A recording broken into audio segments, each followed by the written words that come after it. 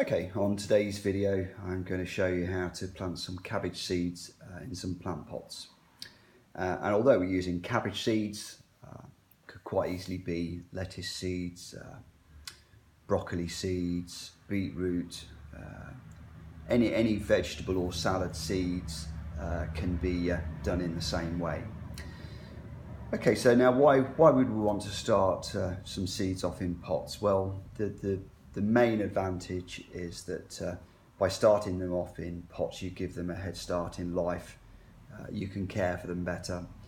It also means that you're not exposing them to the elements outside until the plants have established. So such things such as frost, vermin, birds, insects have less chance to damage the young seedlings and plants.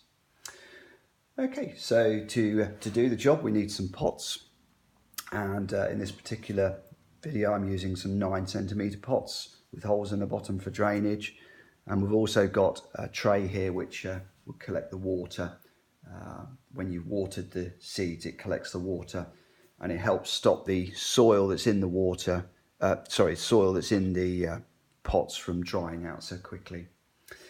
The next thing we need is some soil and some compost, and I always recommend that you use a soil compost mix, and that's 50% soil, 50% compost.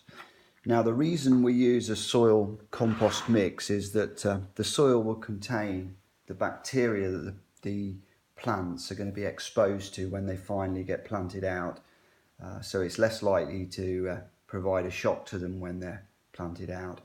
And I mean, you will find that the plants just perform better once they're planted out if they have a soil compost mix rather than a pure compost. Okay, so to start the job we need to fill the pots up with some compost, and I always fill the pots up to about 15 mil below the top of the pot.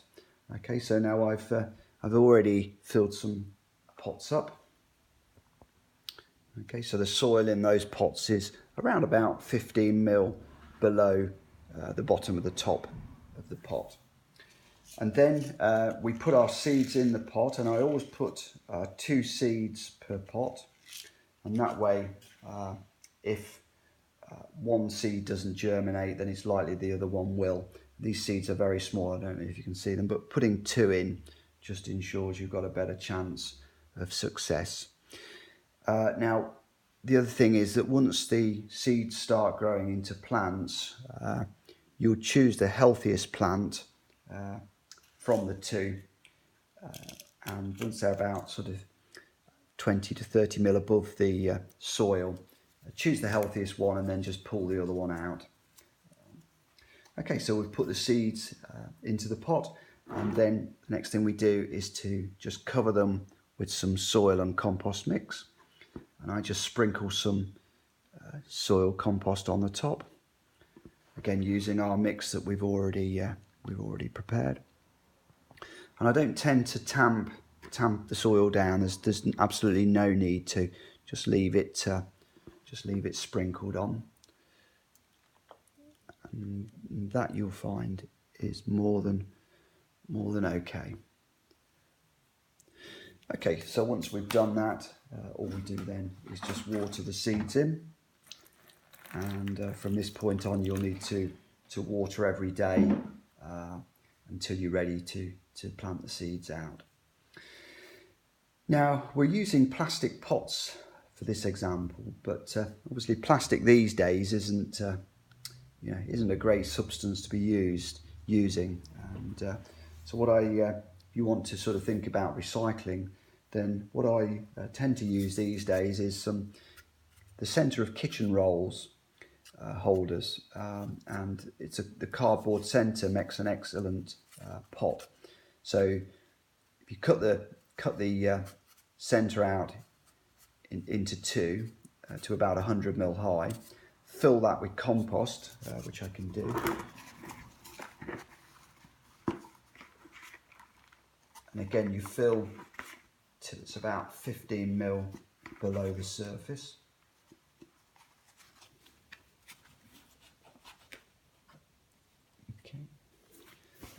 and then we put a couple of seeds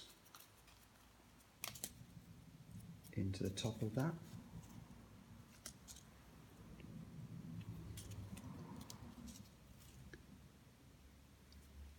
Okay, and then just cover with soil.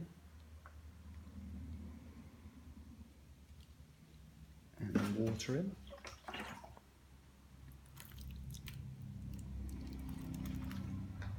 You'll find that works just as well as using these plastic pots. The other advantage of using a cardboard centre or roll is that when you come to finally put the plants into the ground, you don't need to remove the soil and the plant from the pot. So you're not going to be disturbing. So for example, with a plastic pot, you'll need to turn that over and tap the soil and the plant out of it, which can damage the roots. But with the cardboard chute, all you do is literally take the cardboard, dig a hole and put the cardboard into the ground. You're not damaging the roots in any way. The cardboard quickly disintegrates and biodegrades into the soil. And you do find as well that the roots tend to go down deeper when you use cardboard rolls. Okay, so that's just a little tip, and hopefully you found today's video tutorial some help.